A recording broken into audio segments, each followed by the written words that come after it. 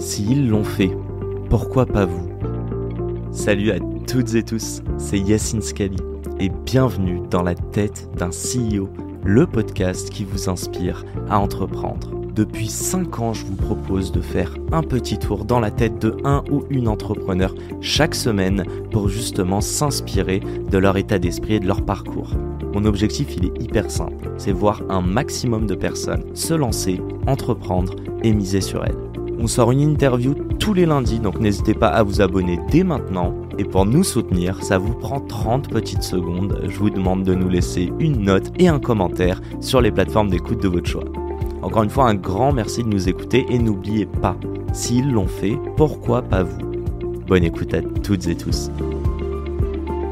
Les amis, avant de vous laisser entre les mains de notre invité, je voudrais remercier notre partenaire du jour. C'est Cena, une insurtech européenne basée en France. Que ce soit pour la mutuelle santé de votre entreprise, pour le vol de votre smartphone, l'annulation de vos billets d'avion, le casse de votre lave-linge, l'assurance santé de votre animal de compagnie ou même la caution de votre logement. Cena est derrière tous ces produits. Mais alors pourquoi ils agissent dans l'ombre? Justement, c'est la particularité de Cena. C'est une compagnie d'assurance qui vend des produits uniquement via des courtiers d'assurance. Sauf que, ça tombe bien, on a reçu son CEO, Steven Le Guillon, il nous explique tout. Concrètement, ils ont atteint en 5 ans plus de 100 millions d'euros de chiffre d'affaires et c'est déjà plus de 2 millions d'assurés en Europe. Il nous explique ce succès justement grâce aux 3 exits qu'il avait fait juste avant. Encore merci à Cena de nous permettre de vous proposer cet épisode qui, je l'espère, vous inspirera à entreprendre. Bonne écoute à toutes et tous.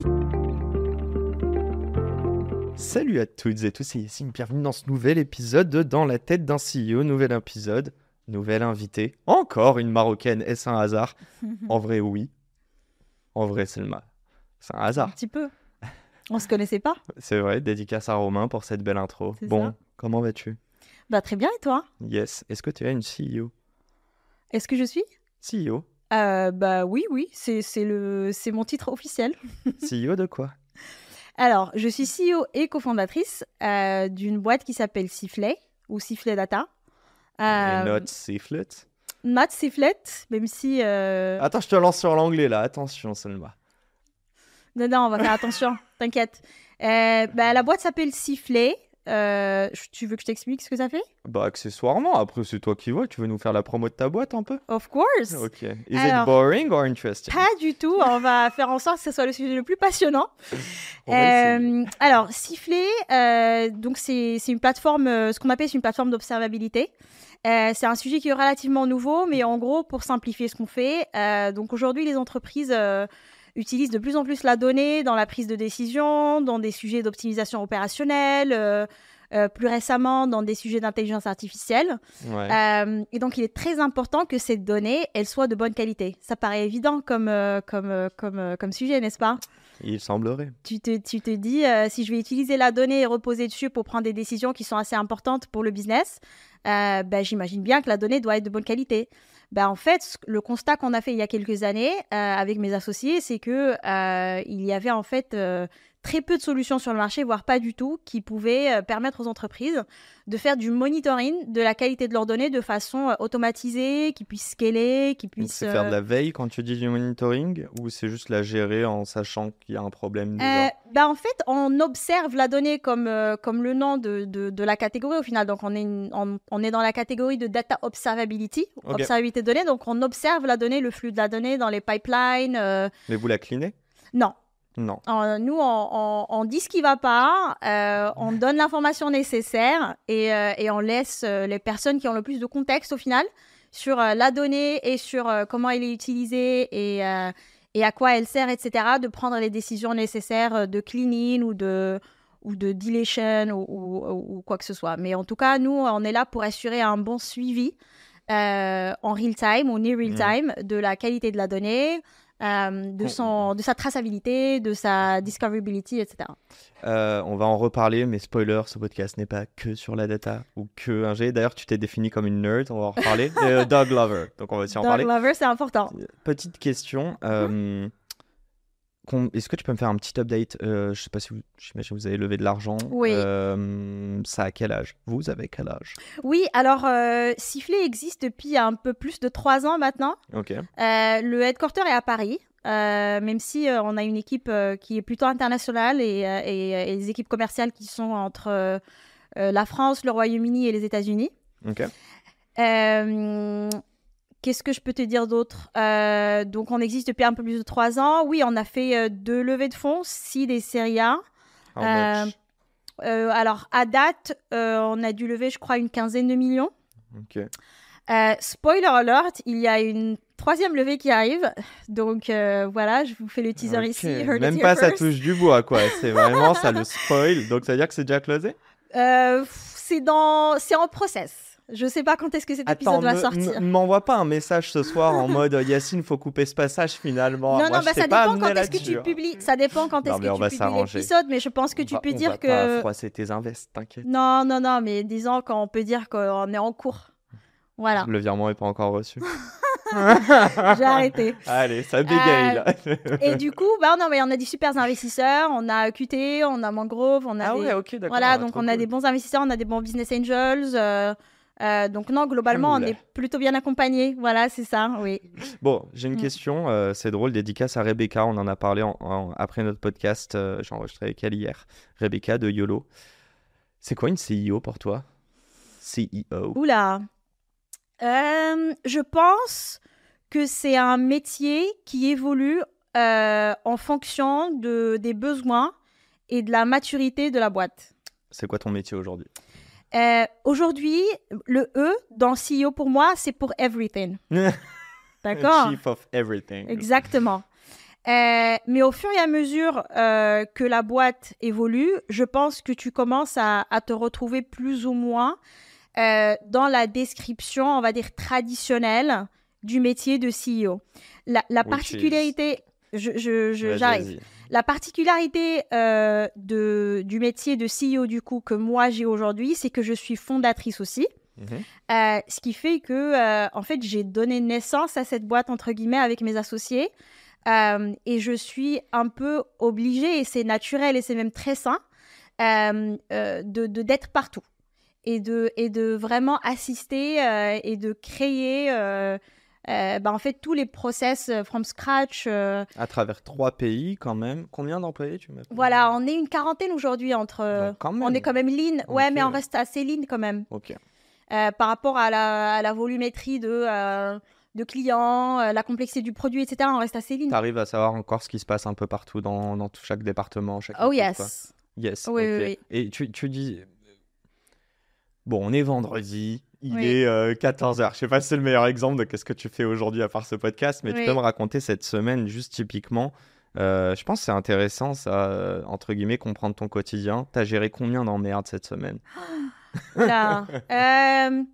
Alors, en fait, avec le temps, tu apprends à compartmentalize. Ok. Je pense que le mot, c'est le même, voilà, en français, merci.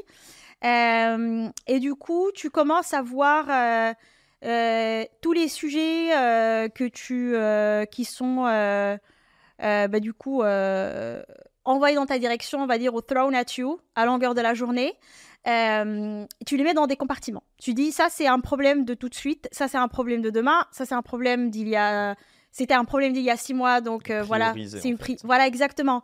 Et surtout, tu apprends, en fait, à isoler l'émotion et vraiment l'objectif et l'exécution. Et je vais Ok. t'expliquer ce que je veux dire par ça. T'apprends, mais tu y arrives totalement? Juste à séparer l'émotion de l'exécution? C'est très, très dur, surtout Mhm. quand tu es fondateur en plus. C'est mais ton bébé, quoi. Voilà, exactement. Mais pour revenir à ta question initiale de c'est quoi le métier de CEO, je pense que c'est très important, surtout quand tu es CEO et fondateur, Ou fondatrice. aux fondatrices, voilà, merci beaucoup, de savoir isoler le fondateur en soi ou la fondatrice en soi et la CEO. Parce que souvent,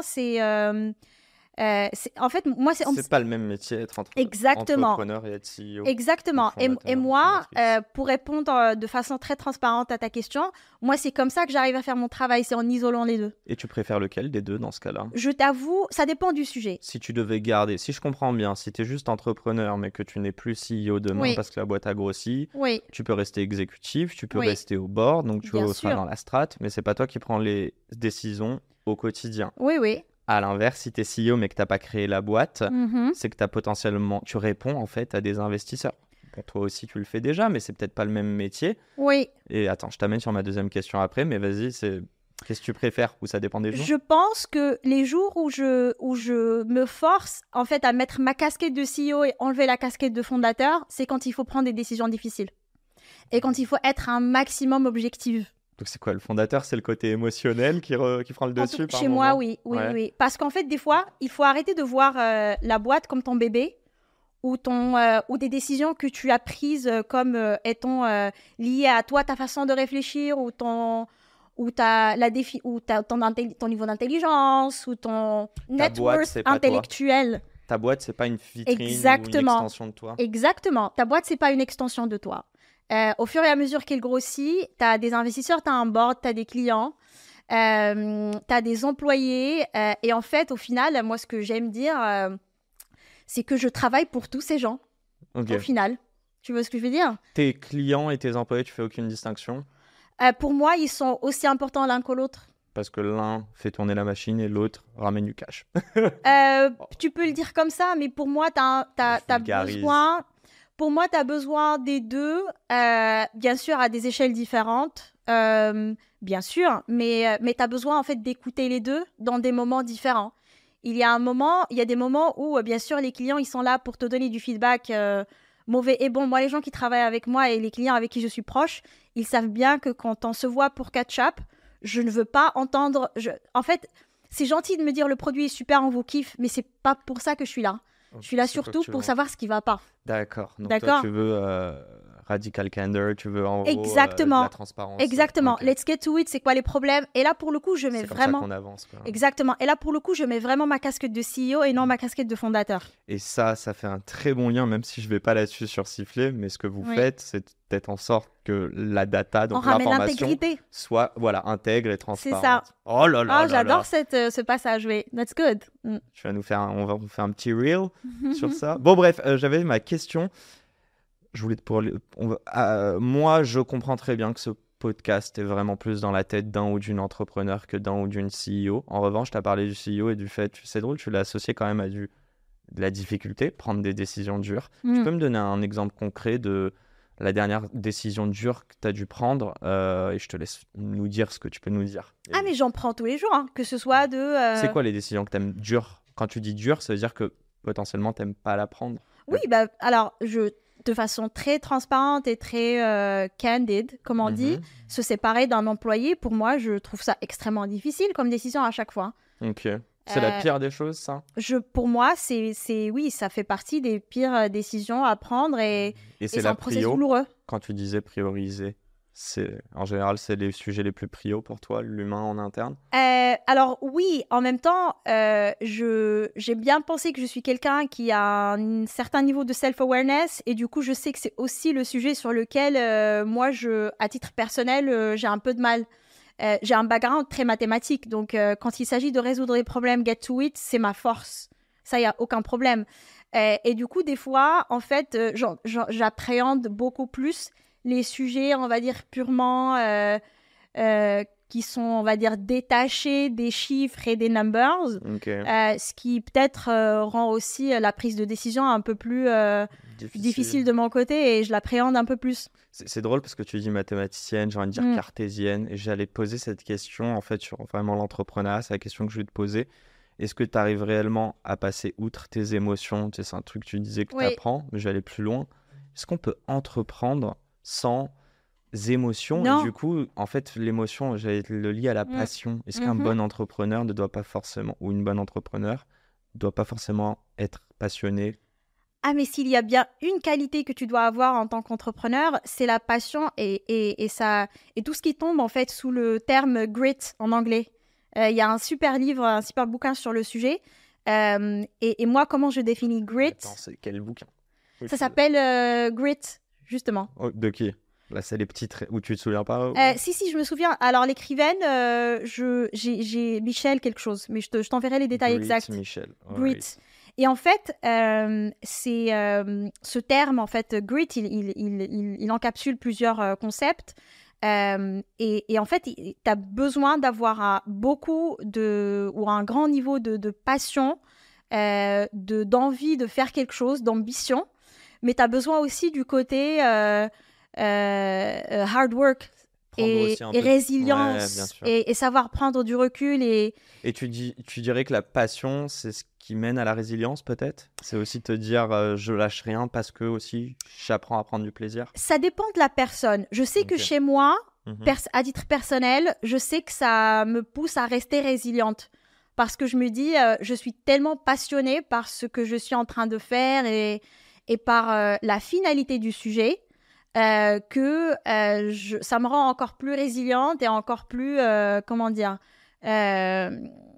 encore plus préparée à faire face à des situations pas très sympas.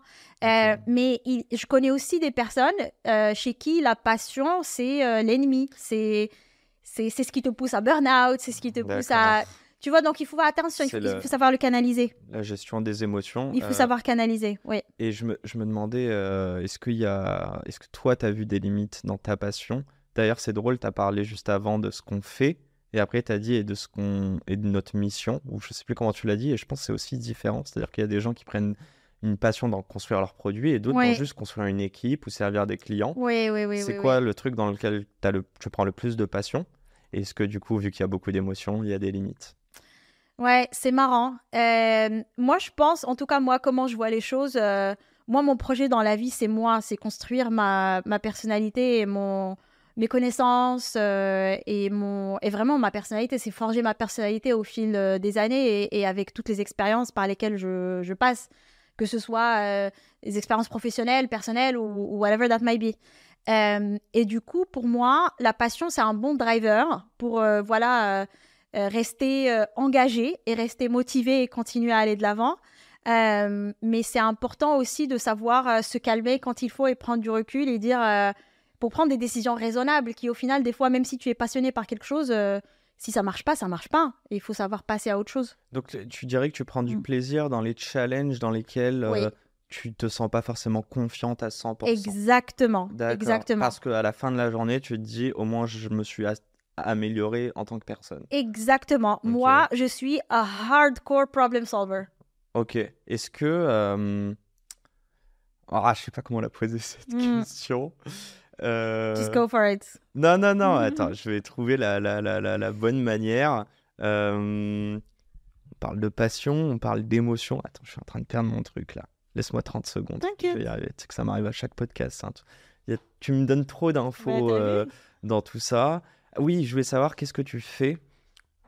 Pour me canaliser? Non, pas que ça. Pour apprendre à savoir que tu t'es amélioré. Je m'explique. Comment tu fais ton autocritique? I love this question. Donc ça valait le coup de galérer. Oui. Je pense que ça, c'est super important. Et je dirais pas que j'ai trouvé la formule magique ou absolue qui marche. Mais c'est un process... En fait... It's one of those things, le plus tu en es conscient, le plus tu vas faire d'efforts. Mais est-ce que tu as des tips? Tu as un journal? Oui, alors je suis pas très journal moi, j'ai essayé plusieurs fois. Ou un iPad? Ouais, mais en général, je pense mettre... c'est quelque chose, j'aimerais m'améliorer. Funny enough, c'est une de mes résolutions 2025, c'est d'écrire plus. Mais en fait, l'entourage... Juste pour... tiens, vas-y, explique-moi. L'entourage est super important. Et pourquoi c'est moins simple que d'écrire? Enfin, pourquoi c'est plus simple, l'entourage que d'écrire pour extérioriser ce que tu veux? Parce qu'en fait, c'est pas un one-way conversation. Enfin, tu as une conversation. Tu parles à quelqu'un et surtout si la personne, tu la connais bien, tu sais que c'est quelqu'un de bienveillant, tu leur fais confiance, il y a de l'amour et de la bienveillance, tu peux être vraiment vulnérable. C'est plus simple d'être vulnérable avec quelqu'un qu'avec soi-même? Oui. Des fois, oui. Ok. Tellement intéressant. Des fois, oui. Et en fait, mine de rien, des fois, parce que dans ta tête, quand tu es juste tout seul dans ta tête, tu as plein d'idées et d'idées qui se contredisent l'une avec l'autre. Et au final, tu n'arrives pas à être objectif. Quand tu parles à quelqu'un et qu'il y a un échange et une perspective de l'extérieur, tu arrives plus à, en fait... ça apporte de l'objectivité. Non, exactement. C'est comme parler de ton idée à plein de gens. Exactement. Et ça apporte de l'objectivité dans la pensée. Parce que tu te dis, ah oui, en fait, parce que je te donne un exemple tout bête. Si moi je parle à quelqu'un avec qui je suis très proche et je leur dis, en fait, j'ai l'impression de ne pas avoir fait grand-chose avec ma carrière et tout, ça peut être parce que j'ai eu une mauvaise journée ou une mauvaise semaine ou je suis déprimée ou quoi que ce soit. Bah, la personne, elle peut me regarder et me dire, ah, mais attends, mais t'es... Oui, mais elle n'a pas le même c'est pas vrai. référentiel que toi. Ton objectif et le mot réussir sa carrière, c'est peut-être pas la même rêve, toi et elle. Ben justement, c'est important que ce soit une personne qu'on connaît depuis longtemps, et, tu vois, de la d'être en famille, des confiance. amis, un partenaire ou quoi que ce soit, pour que l'échange soit vraiment bien argumenté et surtout très proche de la réalité qui se passe aussi dans ta tête. If that makes sense. Question toute bête, est-ce que tu arrives à choper ça avec d'autres personnes que ton entourage? Dans le milieu professionnel, tu veux dire? Bah, je me dis, tout le monde connaît pas ta vie perso, Oui. même au boulot. Oui, oui, oui. Est-ce oui. qu'il y a des gens avec qui tu arrives à retrouver cette vulnérabilité? Oui, bien sûr. Alors, non, pas bien sûr. Oui, dans l'idéal. Plus compliqué dans la pratique? Voilà. En fait, avant, moi, je viens d'une entreprise qui a une très forte culture et qui encourage beaucoup le fait d'avoir des mentors, C'est laquelle? Je travaille dans une banque américaine. Ok. Et donc, dans la culture est très, très forte. Et en fait, ce système de mentorship, moi, ça me plaisait beaucoup parce que tu avais un mentor dans un autre département qui n'était pas très lié à ton département, mais c'est une personne qui était beaucoup plus senior que toi. Ok. Et du coup, tu pouvais aller les voir pour justement parler de sujets qui sont relatifs à ta carrière, ton épanouissement, prendre des idées, etc. Et aujourd'hui, même si, du coup, dans la boîte, vu qu'il n'y a pas plus senior que moi, malheureusement, en fait, j'ai appris, surtout l'année dernière, à faire un effort et à aller vers mes peers, des fondateurs d'autres boîtes. Avec quel intérêt? Parce qu'en fait, au final, on se rend compte qu'on a tous les mêmes problèmes. On a tous les mêmes problèmes et on a tous le même débat dans nos têtes. Qui est est-ce que j'ai pris la bonne décision? Est-ce que je suis trop impulsif ici? Est-ce qu'on est trop Tu lent là? cherches de la rassurance à ce moment-là? Pas forcément. Parce que je trouve qu'à mon âge, l'assurance, c'est moins important que, voilà... Oui, mais bon, il n'y a pas d'âge... Enfin, pour l'entrepreneuriat... Oui, alors, oui, in a way, je vois ce que tu veux dire. Mais c'est pas tant de la rassurance que, we all have the same problems, ok, super. Non, les entrepreneurs, j'ai l'impression qu'aussi, ils vont te dire, non mais, t'inquiète. Genre, sur LinkedIn, on dit ça, mais en réalité... C'est quand nous non plus, on ne sait pas exactement et on avance au quotidien. Et peut-être toi, ça te permet de dire, ok, donc... C'est bien les questions que je me pose, mais il ne faut pas forcément que ça me bloque. Exactement. Faut pas que c'est comme ça que j'ai de la rassurance. Exactement. That makes sense. Mais aussi pour voir comment eux, ils voient les choses. Et des fois, en fait, j'ai surtout un petit groupe de potes fondateurs qui sont dans des stages plus ou moins similaires à celui de Sifflet, dans le space de Sifflet, qui rend les choses encore plus simples. Voilà. Et en fait, on se rend compte que déjà, on a tous les mêmes problèmes, comme j'ai dit. Mais surtout qu'on se pose tous les mêmes questions, bien sûr, mais que des fois, on prend un café ensemble et on trouve la solution à nos deux problèmes. Ouais, okay, tu vois, parce que moi, j'ai une perspective différente du sujet que l'autre personne et vice-versa, et ça permet en fait d'avoir un débat plus healthy. Ouais, je vois très très bien, et parfois...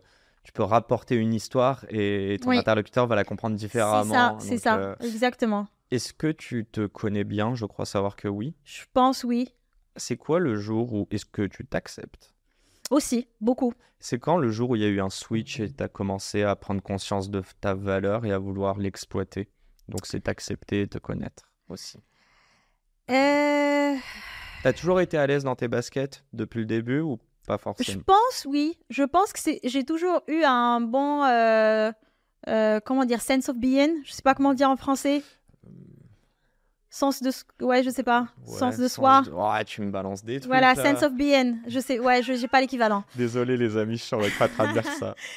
Je pense que ça, je l'ai toujours eu.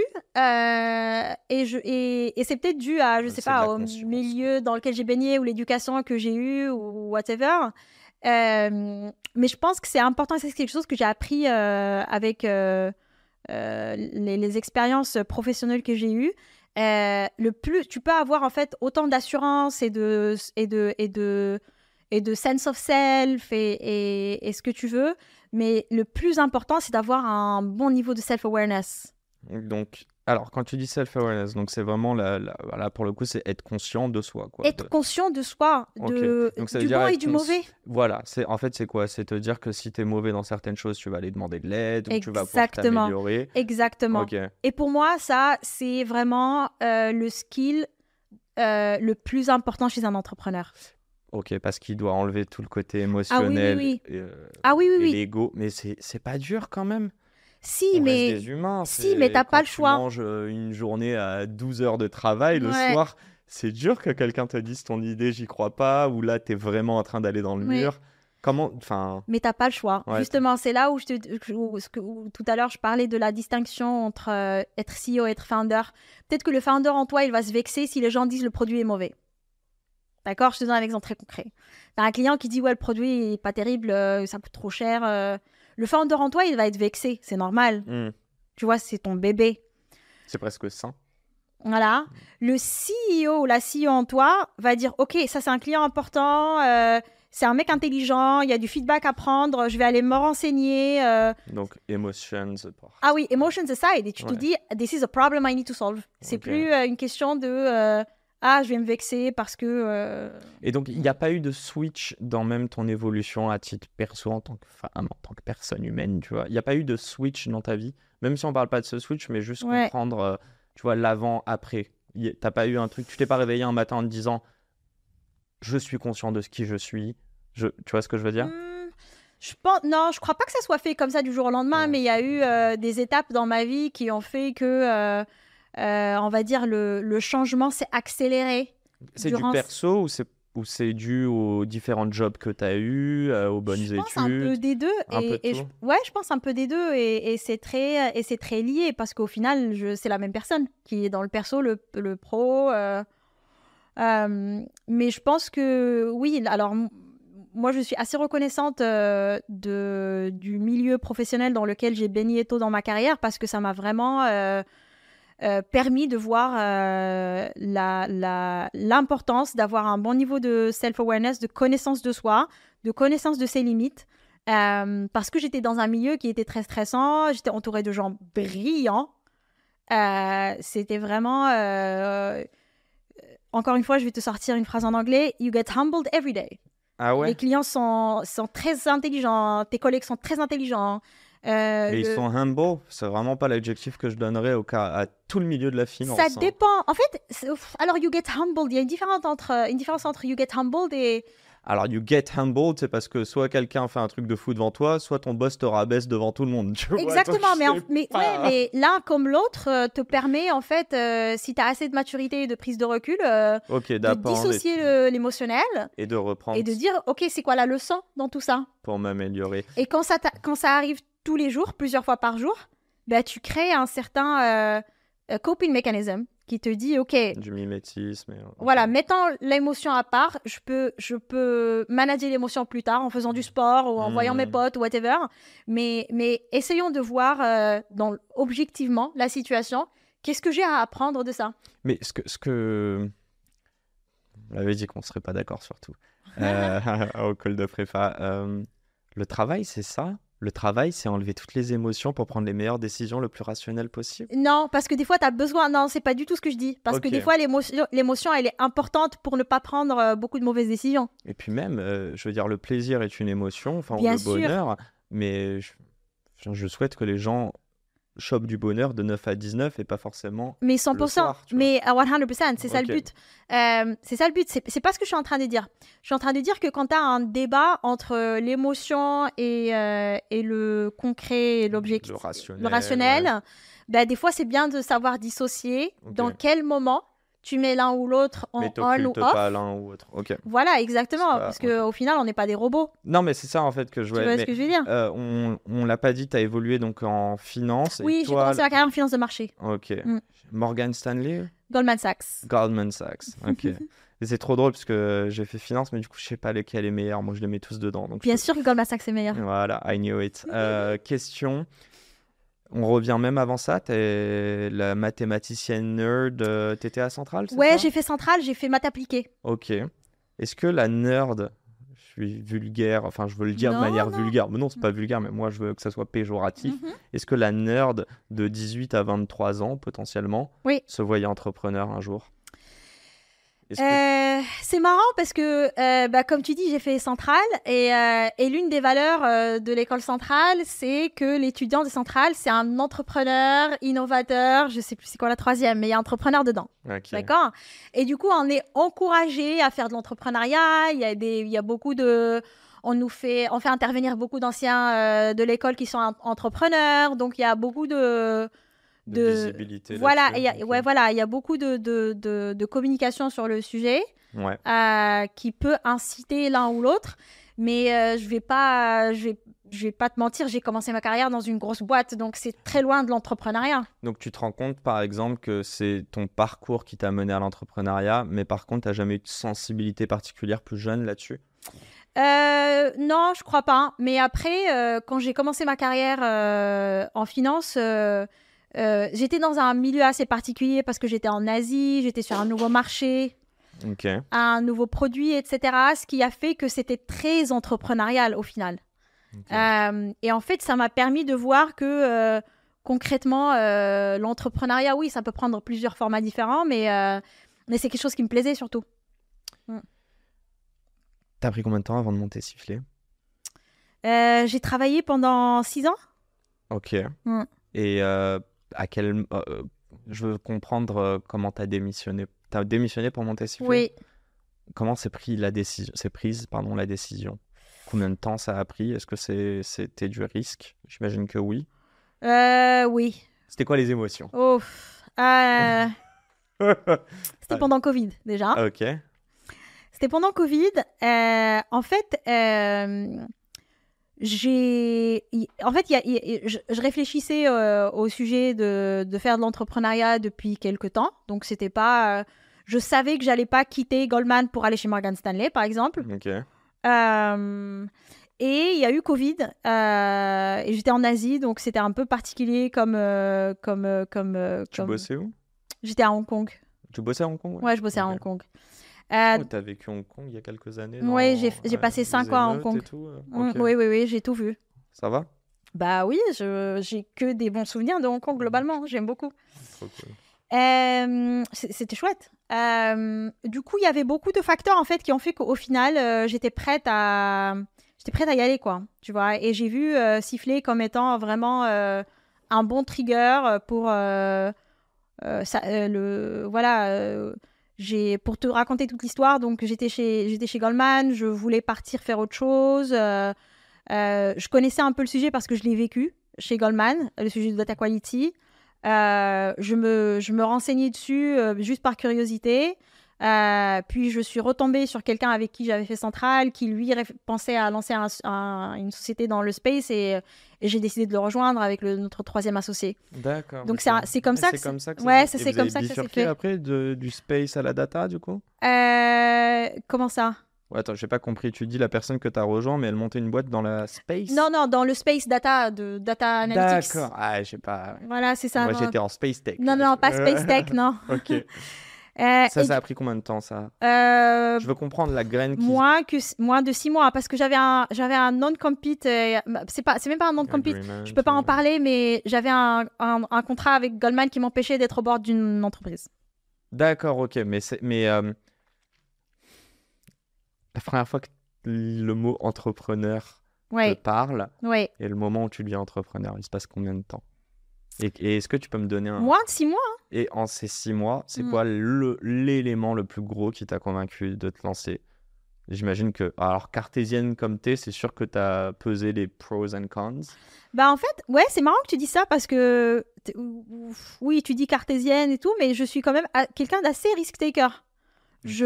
Pour te donner une idée, je suis partie, quand j'ai fini mes études, je suis partie à Hong Kong sur un coup de tête.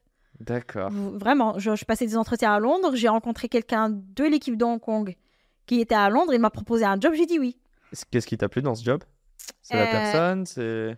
Bah, en fait, c'était le côté différent, nouveau, exotique, excitant. Et moi, j'aime beaucoup Donc, c'est aussi ça qui m'a en fait dirigée vers l'entrepreneuriat au final. On enchaîne sur siffler. Je veux comprendre, c'est quoi la première pierre que vous mettez? C'est quoi la première étape? Une fois que tu as démissionné. Alors, une fois que j'ai démissionné et que... en fait, j'ai démissionné, j'ai rangé toutes mes affaires au milieu de Covid et je suis rentrée au Maroc chez mes parents. Ah oui, ok, d'accord. Donc, c'était vraiment le... C'était quoi? T'avais l'impression de régresser dans ta carrière? Ah, non, au contraire. Mais c'était vraiment l'entrepreneuriat comme on l'entend dans les histoires, tu vois. J'étais dans le garage. Rentré... Ah oui, non, mais t'es rentré pour monter la boîte. Oui. Ah oui, ok, d'accord. Oui, mais j'étais pas... il faut savoir que je suis passée d'un job en finance et j'habite dans un penthouse à Hong Kong et j'ai fait mes valises, j'ai pris mon chien et je suis rentrée chez mes parents au Maroc et mon premier bureau, c'était ma chambre d'ado. T'as lâché un salaire à combien? Je peux pas te dire. Tu peux donner une tranche? Disons qu'aujourd'hui, je suis sur une fraction qui est moins de 10% de ce que j'avais avant. Donc tu gagnes moins d'un dixième, ok, d'accord. Ça va, tu vis aujourd'hui. Donc oui, tu vivais bien gracieusement avant. Ok, très bien. Oui, voilà. Non, mais c'est bon, c'est que c'est bien payé en finance. Tu penses être un jour aussi riche en tant qu'entrepreneur que tu l'as été en finance? Je pense que c'est pas ça va paraître un peu la Dida, mais t'as deux types de richesses en fait que tu cherches dans la vie. T'as la richesse de l'épanouissement vraiment de l'intérieur où tu te dis je suis vraiment en train de créer quelque chose de spécial. Et c'est ce que t'as quand t'es entrepreneur si t'es successful. La richesse au sens dollar, ça tu peux l'avoir dans plusieurs carrières. Oui, bien sûr, mais c'est la question que je te pose. Est-ce que tu penses toi dans ta c'est pas tête le la même retrouver? objectif. Tu ne réponds pas à ma question. Non. Je dis pas que tu entreprends pour l'argent. Alors tu me dis quoi? Que le facteur financier était beaucoup plus important quand tu étais chez Goldman et dans ta carrière en finance, plus qu'en entrepreneuriat? Non, même pas. Mais c'était, disons que c'était un énorme facteur quand j'étais en finance. J'avais un job qui était bien payé, j'évoluais très vite et je travaillais avec des gens intelligents. Disons que c'était ça le... Et quoi, ils sont pas intelligents en entrepreneuriat? Non. Alors, pas du tout. Au contraire. Oula. Non, au contraire. Je dis très publiquement. Je travaille avec des personnes chez Sifflet, des personnes les plus intelligentes avec qui j'ai jamais travaillé dans ma vie. Donc, il n'y a pas de question ou de doute là-dessus. Shout out to the Siffletiers. Shout out. Mais non, mais ce que j'essaye de te dire, c'est que c'est pas... c'est pas une finalité là. C'est pas une finalité, voilà. Est-ce que ça aurait pu l'être un peu plus en finance du coup? Disons qu'en finance, en fait, tu évoluais parce que ça te permettait d'avoir un package plus gros, plus de responsabilités, plus de challenge. Donc l'objectif est financier. Alors qu'ici, je vais pas être promue pour être plus que CEO l'année prochaine. Et puis, ouais, en fait, ok. Et tiens, c'est très intéressant. Ce que tu es en train de dire, c'est qu'il y en a un, tu es focus sur ta carrière. Là, tu es focus sur un bateau que tu fais grossir. C'est ça. C'est ça. Et en fait, la prise de plaisir, elle est complètement différente. Parce qu'avant, je mesurais l'évolution de ma carrière avec mon salaire, avec le niveau de responsabilité, avec les gens qui me reportaient, etc.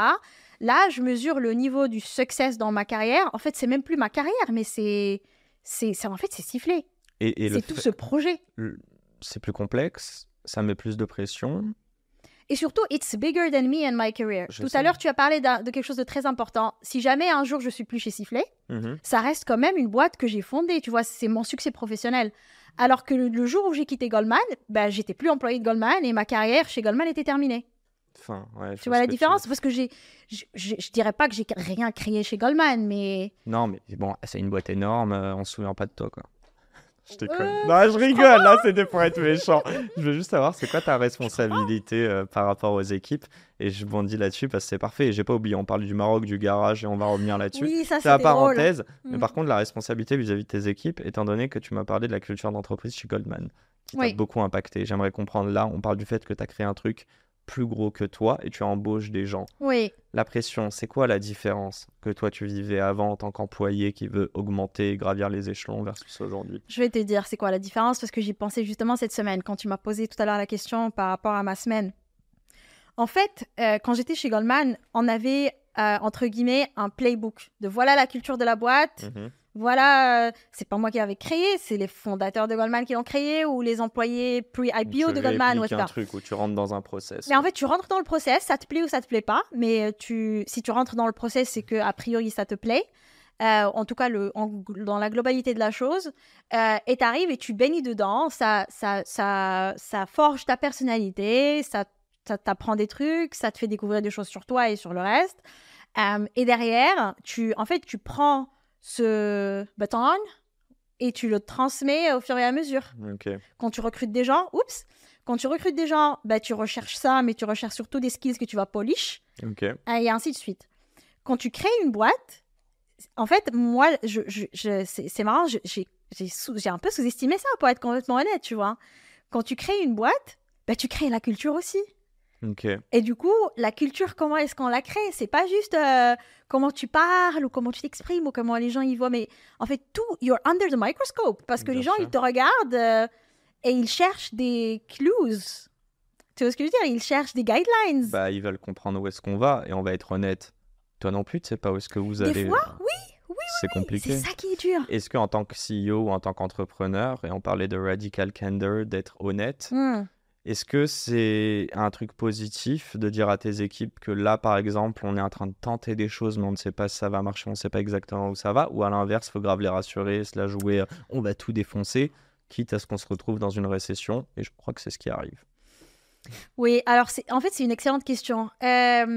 Moi, pour revenir au sujet de self-awareness, etc., moi, je suis consciente du fait que, tu vois, I'm a first-time CEO et first-time entrepreneur. Donc, first time, tu as droit à l'erreur. Exact. Oui, oui, quand même. Oui. Mais en fait, moi, j'ai pas tant de problème avec l'erreur. Tant que tu apprends vite et que tu passes à autre chose, c'est pas. Moi, j'aime pas me retarder sur le problème. Ça sert à rien. Comme je dis tout à l'heure, hardcore problem solver.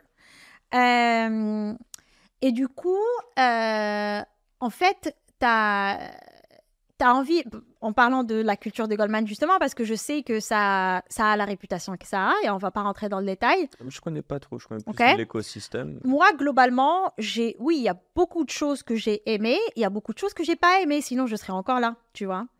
Et en fait, quand je suis arrivée, j'ai essayé de beaucoup, ou quand j'ai commencé à siffler, j'ai essayé d'éviter à tout prix ce que j'aimais pas chez Goldman, et d'essayer d'insister sur ce que j'aimais chez Goldman. Et en fait, ça a créé un déséquilibre dans le message, au final, quand tu te rends compte. C'est que soit tu es trop dans le positif, et on a l'impression que ça manque de transparence, de crédibilité, voilà.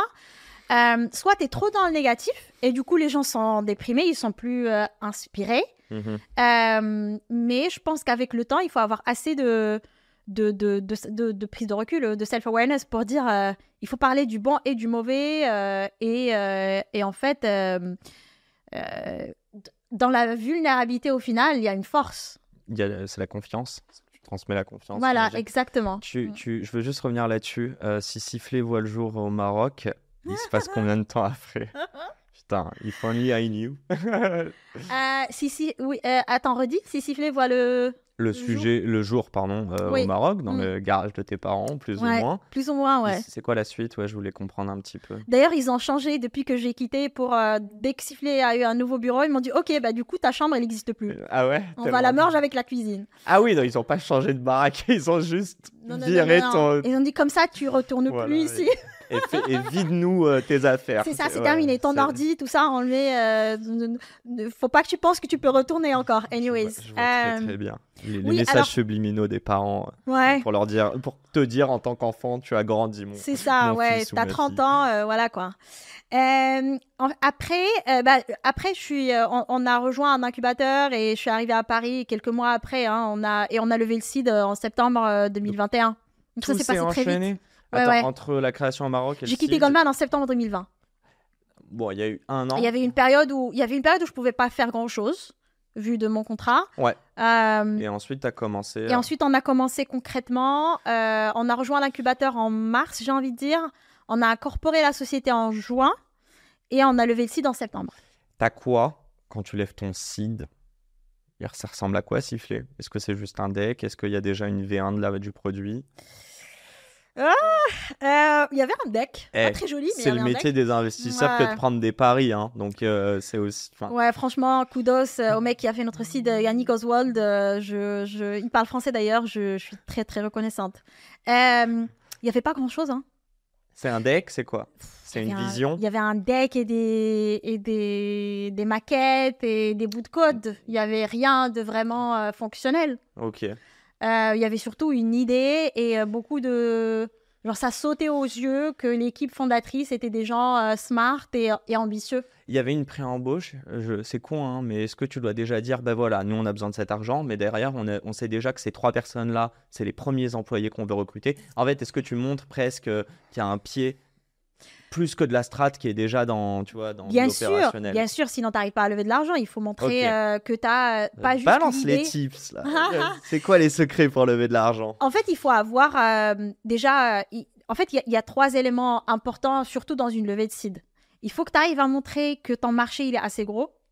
D'accord? Donc, il faut que tu arrives avec assez de données qui donnent confiance à la personne qui te parle que ton marché il est assez gros. Ces données, c'est quoi? Tu les récupères sur Internet? Ces données, oui, voilà, tu fais des recherches sur Internet, tu regardes, nous par exemple, comment on existe dans le monde de data et AI infrastructure. Tu as des chiffres partout, tu sais combien. Ouais, ça, c'est plus simple pour vous. Ouais, en fait, tu peux faire du market sizing de façon relativement simple. Maintenant, ton marché il peut être toute la terre, mais il faut que tu arrives à exprimer aux investisseurs comment tu comptes. Parce que dire à un investisseur, ouais, je vais aller prendre toute la terre, il n'y a personne qui va te donner de l'argent. Oui, bien sûr. Faut que tu dises. Faut être ambitieux, mais avoir focus. de l'exécution. Ouais. Voilà, avoir un En sens fait, d'exécution. Okay. C'est ça. Et donc, tu arrives et tu dis, voilà, mon business plan, c'est on va exécuter sur ce pilier-là, puis on va s'étendre ici, et on va aller sur cette géographie, ce type de client. Okay. Ça, le plus tôt tu arrives à l'articuler dans tes levées de fonds, le plus rapidement et la meilleure qualité d'investisseur tu vas avoir dans ta cap table. Et donc ça, c'est un travail qu'on avait fait au début. Ensuite, ensuite, il faut que tu montres parce qu'il y a l'exécution, on va dire plus go-to-market, etc.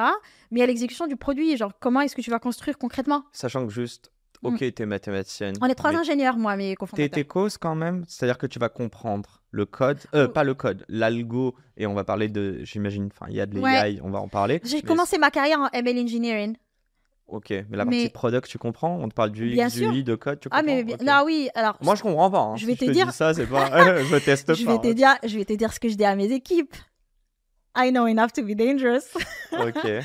Mais non, mais je comprends bien sûr plus que le average, on va dire. Mais après, je suis pas dans le code. C'est pas dans l'intérêt de l'équipe que je sois dans le code. Hein. Non, bien sûr, mais après, c'est important. Ça, on revient à la même chose. Mais je comprends assez pour savoir ce qui marche pas. Hein. Sans ça, tu pourrais pas avoir un nez dans tout ce qui se passe encore aujourd'hui avec 40 personnes. Exactement, exactement. Et ça, c'est super important. Ça vous a pris combien de temps de lever un seed? Franchement, pas beaucoup. Hein. 2 mois. Ok. Et c'est quoi la suite? Alors, j'aimerais bien savoir allez, rentre pas sur tout ce qui se passe, mais juste seed série A entre les deux, il se passe combien de temps et vous faites quoi? Qu'est-ce que tu apportes à la série A pour qu'ils disent ok, let's go? Alors, déjà entre seed et série A, c'était 1 an, pile poil. Ok. Voilà. C'est rapide. C'était assez rapide, ouais. C'est un peu plus... Ok. Donc, on a levé le seed, on a recruté une petite équipe, principalement des devs à l'époque, pour construire le produit, justement. Et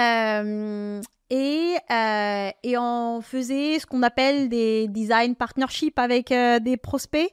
Super, ça. Donc, c'est-à-dire que c'est l'époque, en gros. Voilà, exactement, c'est l'époque. Tu co-construis le produit avec leur feedback. Exactement, parce que... Et tu chopes des clients assez rapidement. Hopefully, c'est l'idée.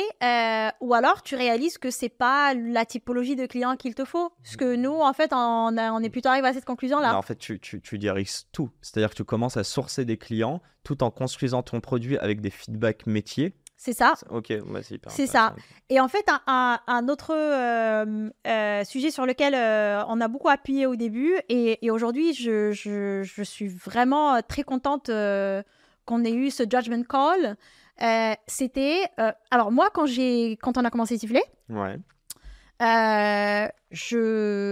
alors, moi, j'ai fait mes études dans une école d'ingénieur française. Ensuite, j'ai travaillé avec des Américains. Donc, j'avais des a priori, entre guillemets. Which are. En fait, je me suis dit, en fait, on est 3 ingénieurs français. On est le résultat du système prépa grande école. Ils ont tous fait ça, ouais. Voilà, on va réfléchir de la même façon tous les 3, I think. C'est possible. Tu vois? Et on va construire le produit qu'on pense être le plus stylé. Et on va tomber dans le piège dans lequel tous les entrepreneurs, ou la plupart des entrepreneurs français techniques dans lequel ils tombent, c'est je crée le produit le plus sexy de la Terre, mais tu te rends compte qu'en fait, ils ne se vendent pas. Ah, ils savent pas, ok. Et moi, c'était ça, en fait, c'était ma crainte au début. VLC, ça te parle, VLC Media Player? Bien sûr, ça a été créé à Centrale. C'est une histoire de Centrale et tout. Of course. D'ailleurs, c'est le fondateur de Datadog, il fait partie des créateurs du VLC. Il y en a beaucoup, en fait, c'est de l'open source. Moi, j'ai eu le fondateur de Mooncard à l'époque. Mais bon, lui, c'est une fintech, mais bref, ça, c'était la parenthèse, mais ok. Ouais. Et du coup... En fait, c'est pour ça qu'au tout début du podcast, quand je t'ai dit c'est important d'avoir de la self-awareness et de savoir le bon et le mauvais chez toi, parce que plus tu connais le mauvais, plus tu anticipes en fait les problèmes. C'est quoi le mauvais chez toi? Ah, il y a beaucoup. Hein. Allez, donne-moi un mauvais. Allez, tu nous parles trop d'honnêteté pour pas que je t'emmène là-dessus. Ouais, mais bien sûr. Ça dépend du sujet. Mais par exemple, moi, je suis quelqu'un de très, très impatient. Ok. Je suis très impatiente, je suis très impulsive. Ok. Et des fois, je peux être dans le contrôle. Ok. Voilà, c'est dit. C'est beau. 3-3 qu'elle nous a balancé comme ça. Ça va finir sur tous les réseaux. Voilà, je t'ai donné 3 et je pense que... Et les what it is, tu vois, je suis en paix avec moi-même et en fait, d'ailleurs, j'ouvre une petite parenthèse. Moi, un truc que j'ai appris chez Goldman, que j'essaie d'instaurer chez Sifflé, c'est un modèle qu'on appelle How to Work With Me. Et tu crées en fait un document à tous les new joiners et surtout le C-level. Voilà, et tu dis voilà ce que j'aime, voilà ce que j'aime pas, voilà ce qui me trigger.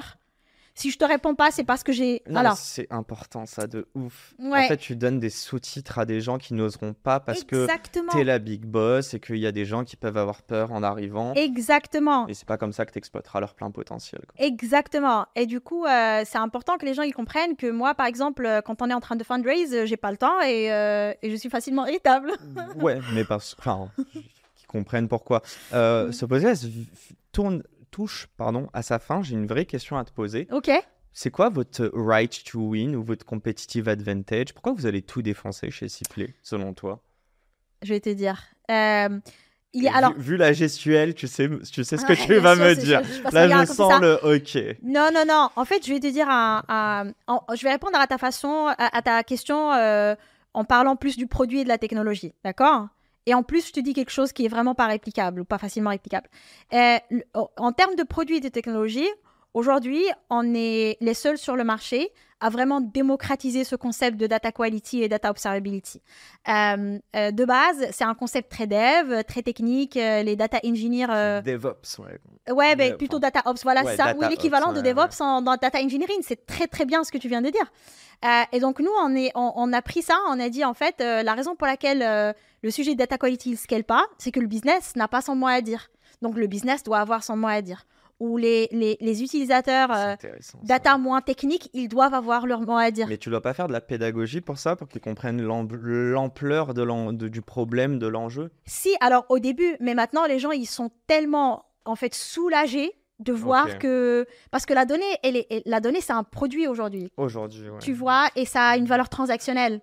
Sifflé n'aurait pas eu le même impact il y a 5 ans même ou 10 exactement. ans? D'accord, il y a un momentum énorme. Il y a un momentum énorme et je trouve que nous, s'il y a bien un sujet sur lequel on a eu grave de la chance, knock on wood, c'est le timing. Nous, on est arrivé pile poil au moment où, voilà, it works. Et donc, il y a eu le timing, c'est quoi? Il y a eu le timing. Donc juste pour finir sur notre avantage concurrentiel d'un point de vue produit, c'est que voilà, on est la seule solution qui a démocratisé le concept de data quality et l'a approché du business et du data consumer de façon plus généralisée. En fait, vous parlez à plein de personnes différentes. Exactement. Et puis même d'un point de vue adoption, et c'est un produit qui s'adopte plus facilement et de façon plus viral parce qu'il y a plusieurs parties prenantes en interne. Et plus c'est utilisé, plus on en parle. Voilà, c'est ça. Donc nous, c'est ça notre avantage d'un point de vue produit. Un avantage un peu moins évident, c'est vraiment alors, on parle beaucoup de company culture, etc. Et moi, je crois vraiment que c'est un avantage concurrentiel. Et la culture, c'est work in progress. Nous, on n'existe depuis que 3 ans. Et comme toutes les startups, il y a eu beaucoup de hauts et des bas, ce qui est normal. C'est pas la même à 40 et à 200. Exactement. Et je te souhaite d'atteindre 200 employés. Merci. Mais on a un point en commun avec tous les siffletiers, les gens qui travaillent ces sifflets, c'est qu'on est tous ambitieux, intelligents et on a du grit. C'est quoi je t'interromps, mais bon. T'avais fini ou pas sur le J'avais complexe? fini et moi je trouve que ça c'est un avantage concurrentiel. C'est quoi ta rêve sur ça? C'est-à-dire Est-ce qu'il y a une boîte? Me dis pas Goldman. J'aimerais qu'on non, reste dans notre alors sillon pas Goldman. tech ou start-up.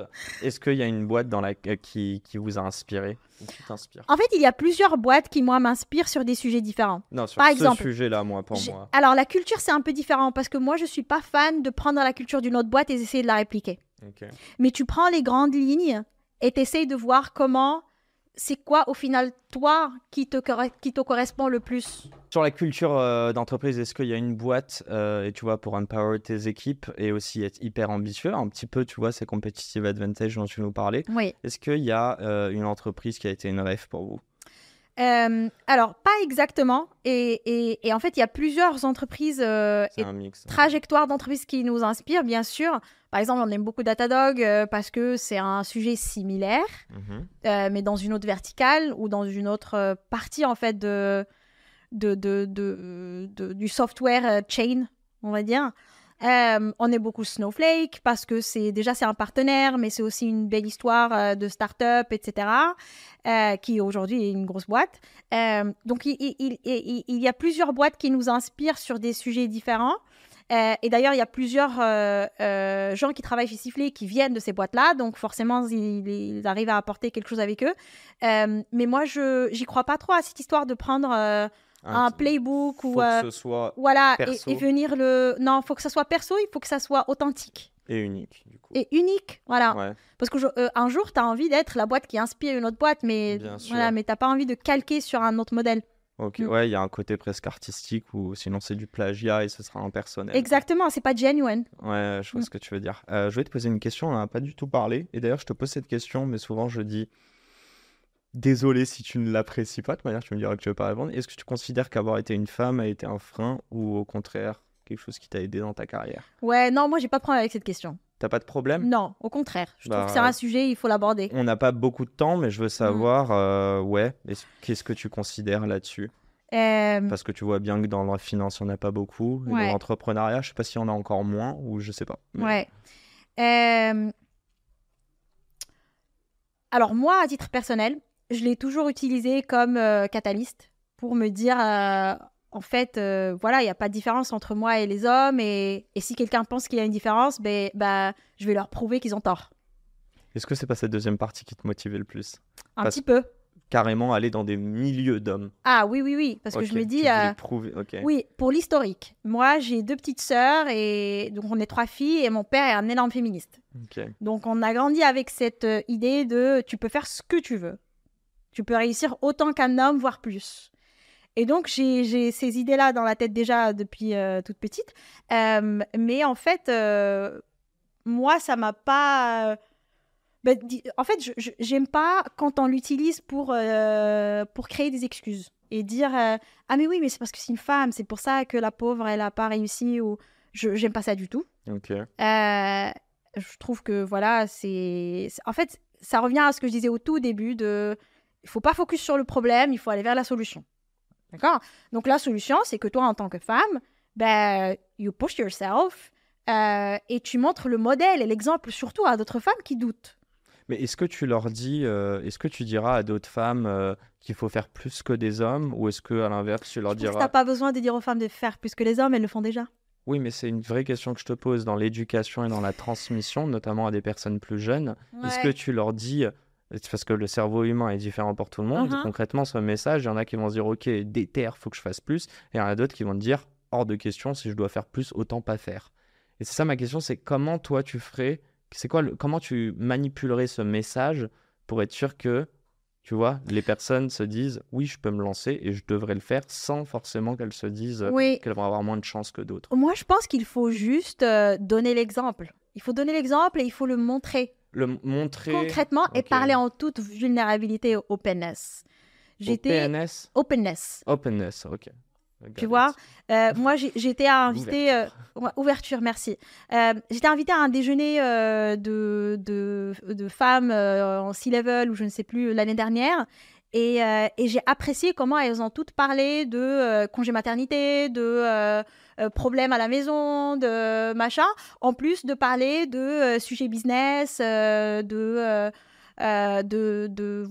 sujets, on va dire, classiques de carrière professionnelle. Ok. Tu vois ce que je veux dire? Bien sûr. Et je trouve que, voilà, parler que ou mettre l'accent que sur l'aspect on est des femmes, donc c'est triste, c'est douloureux, c'est difficile, c'est pas productif. Ok. Déjà, et à l'opposé de ça, essayer de complètement supprimer ce côté de non, t'es une femme, t'es différente, mais ça va pas t'empêcher de réussir. Voilà, je pense qu'il faut pas le supprimer, mais il faut pas non plus en faire son... Donc il y a un truc, être conscient d'être une Embrace femme, mais it. jamais, voilà, jamais se dire que ce sera, en fait, c'est pas un frein, c'est une force, quoi. Oui, bien au contraire. Moi, je C'est le vois ça bien que comme tu... une force. Ouais. Ouais. Mm. Je te pose mes dernières petites questions du tac au tac. Bon, est-ce que tu as pris du plaisir déjà? Bah, franchement, oui. C'était... N'hésite pas trop oui, dans ta oui, oui. réponse. Non, franchement, c'est pas ce à quoi je m'attendais. C'est pas le format que je fais d'habitude. C'est quoi le format que tu fais d'habitude? Bah, je parle du produit, de la tech. Ah, moi je t'avais dit que ce serait pas un podcast Voilà, sur, donc non, c'est on rentre bien. dans Ça ta change. tête. Ça montre un côté différent. Est-ce que, enfin, pardon, sur une échelle de 1 à 10, à quel point tu es heureuse au quotidien? Oula. Oula. C'est des questions du tac au tac, j'ai oublié de te dire. Bah, ça dépend du jour, comme tous les humains. C'est à toi de me donner Moi, je un vois chiffre. pas. Alors, moi, depuis un moment, j'ai commencé à. Je me bloque un créneau dans mon calendrier les samedis après-midi où je fais la rétrospective de la semaine. Ok. Et c'est là où je me donne une note, entre guillemets. Et j'essaye de voir, en fait, cette note, elle dépend de quoi? Est-ce que c'est parce que j'ai mal dormi? Est-ce que c'est parce que, si par exemple, je suis moins happy qu'une autre semaine, est-ce que c'est parce que j'ai c'est pas fait de sport? rationnel ou émotionnel? Ok. Exactement. Et après, tu prends des actions, j'imagine. Voilà, mais je pense, oui, voilà, mais je pense que regarder tous les jours, il y a trop de volatilité. Donne-moi une moyenne. Bah, je pense que globalement, je suis plutôt sur un 9. 9 sur 10? Oui. Sur une échelle de 1 à 10, à quel point tu es riche? No comment là-dessus. Je suis riche au vu de mes expériences. Sur une échelle de 1 à 10. Attends, t'as le droit de répondre sur une échelle de 1 à 10 quand même, Selma. Bah, on va pas rentrer dans le détail, mais non, écoute, je me plains pas, bien sûr. Ça veut rien dire. Thank God, alhamdoulilah, mais Tu peux ne pas te plaindre et être à 5. mais je pense que c'est pas une question. Justement, c'est pas pour ne pas répondre à ta question, mais Ah, tu vas y répondre. attends, moi je peux être très contente avec ce que j'ai. Quelqu'un d'autre trouve ça pas du tout confortable. Et quelqu'un trouve que, voilà, que somebody else might think que c'est tellement Beaucoup. inatteignable. Tu vois ce que je veux dire? C'est très relatif. Mais les gens savent pas combien tu gagnes ou combien tu as Non. gagné. Et c'est le principe, c'est que cette question permet à des gens de... Il y a des gens à ta place qui pourraient penser que tu es très riche et qui se diraient 10 sur 10. Non, Et il y a des gens, moi j'en ai Mm. reçu, qui bossent en finance et qui disent qu'ils sont à 4 Mais je sur bosse 10. plus en finance. Je C'est sais. ça, je bosse plus en Donc je finance. te repose la Je question. suis founder et Ça- CEO d'une ça- startup qui a levé 15 millions. Sachant à que date. si tu es à 10, le jour où tu es 10 sur 10, c'est le jour où l'argent n'aura plus. C'est bon, il n'y a pas besoin d'avoir plus. Donc aujourd'hui, tu es sur une échelle de 1 à 10, à quel point tu te considères riche? Encore une fois, et c'est vraiment pour pas, j'évite pas de répondre à ta question. Vraiment. Pour moi, j'ai pas besoin de énormément pour être heureuse. Donc tu es à 10. Et j'attache pas. Oui, je dirais que je suis à 10. Et je rattache pas l'argent au bien-être. Et pour être complètement vulnérable et transparente avec toi, il y a quelques années, j'avais un job qui me payait beaucoup d'argent. J'étais misérable. Ok. Voilà. Mais pourquoi alors juste, est-ce que c'est cette raison-là qui fait que... Enfin, pourquoi t'aimes pas parler d'argent en fait? Si je peux C'est me pas que j'aime permettre. pas parler d'argent. Je trouve ça un peu tacky. Mais tu penses pas que c'est quand même un des sujets, l'argent, le sexe, c'est ce qui intéresse les gens. Les Ouais. gens entreprennent, mais on va aller plus loin. 88% de la société active est salariée. Combien d'entre eux, à ton avis, le font pour de l'argent? Donc Non, mais ne je pas pense en qu'il faut parler, Oui. je trouve ça dommage parce que ça participe à notre culture chauvin français qui est de dire Ouais. ah on entreprend mais on doit pas dire qu'on est riche. putain, sois fier. Si t'es riche et que t'as fait des thunes, moi, je veux le savoir. Et je veux que t'inspires d'autres personnes, des Selma bis petites qui veulent... Moi, c'est mon rôle. Donc, écoutez bien, atteignez ce 10 sur 10, faites de la finance ou de l'entrepreneuriat. Mais il n'y a aucune raison pour moi, sois fier d'être riche. Bon, bref, passons. Mais ça, je t'embête parce qu'on a passé beaucoup de temps là-dessus. Sur une échelle de 1 à 10, à quel point tu considères que ton job d'entrepreneur t'apporte du sens dans ta vie perso? 11 sur 10. Et sur une échelle de 1 à 10, à quel point ce même job d'entrepreneur est difficile ou te demande de l'effort? 11 sur 10.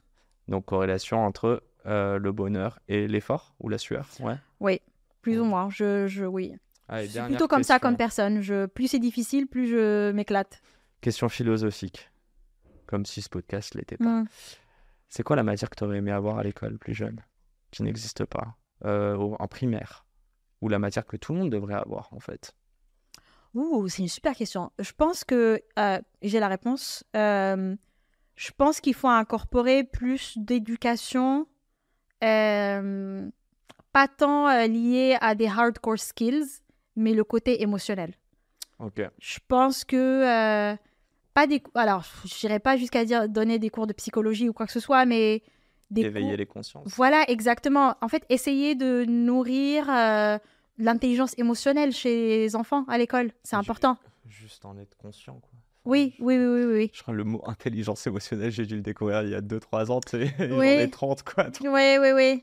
Mais oui, mettre un peu l'accent dessus, je pense que ça ferait des meilleurs humains en général.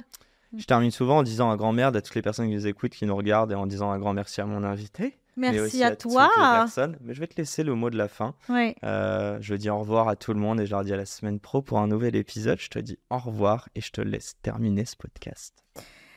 Écoute, merci beaucoup pour l'invitation. C'était vraiment... c'est outside of my comfort zone, mais je suis contente de l'avoir fait. Je trouve que c'est important de parler parce qu'on parle souvent de voilà ce que le produit fait, voilà combien la société a grossi, voilà comment elle va continuer de grossir, etc. Donc, suivez Sifflet. We're going to be hiring very soon. Mais c'est important de donner aussi ce côté humain à l'entrepreneur, tu vois. Et c'est pour ça que j'ai fait exprès de ne pas répondre à ta question par rapport à l'argent, parce que le succès d'un entrepreneur, c'est pas juste l'argent. Je sais que c'est un facteur important, mais il y a 3 ans, ou il y a maintenant presque 4 ans, j'étais salariée dans une entreprise. Aujourd'hui, j'ai créé quelque chose qui crée des emplois. En fait, ce niveau de satisfaction, il n'est pas du tout comparable. Donc, je trouve qu'il faut beaucoup mettre l'accent sur ce sujet-là dans l'entrepreneuriat. Et du coup, je suis contente d'avoir fait ce podcast. Merci beaucoup. Bon, j'ai le droit de terminer par un merci. Merci pour cette belle explication. Allez, à très vite les amis. Ciao, ciao. C'est la fin de cet épisode. S'il vous a plu, prenez 30 secondes pour nous laisser un commentaire et une note sur la plateforme d'écoute de votre choix. On a encore des dizaines d'épisodes en stock, donc je vous laisse fouiller. Et d'ici là, n'oubliez pas, s'ils l'ont fait, pourquoi pas vous? Encore une fois, un grand merci de nous avoir écoutés et à très vite pour un nouvel épisode. Ciao.